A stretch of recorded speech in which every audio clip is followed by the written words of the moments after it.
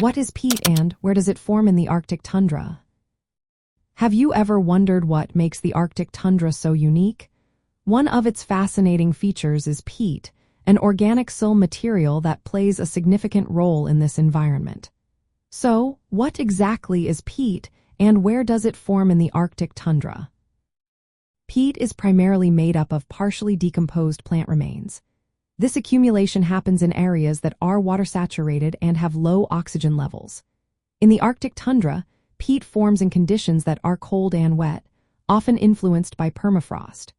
Permafrost is the permanently frozen ground found in polar regions, and it slows down the decomposition of dead plant material.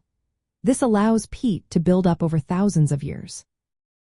You will typically find peat forming in patches on hillslopes and other areas where the soil is saturated with water.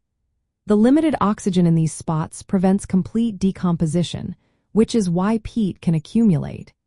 Compared to more mature peatlands found in boreal forests further south, Arctic peat patches tend to be thinner and more scattered. A key player in peat formation is sphagnum moss. This type of moss thrives in cold, wet conditions and retains water effectively. It also creates acidic conditions that help promote peat accumulation.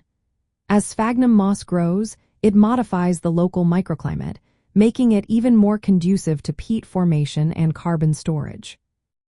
These peat patches are not just interesting, they have important implications for our climate.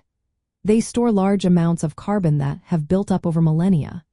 However, with rising temperatures, there is a risk that thawing permafrost could release this stored carbon back into the atmosphere.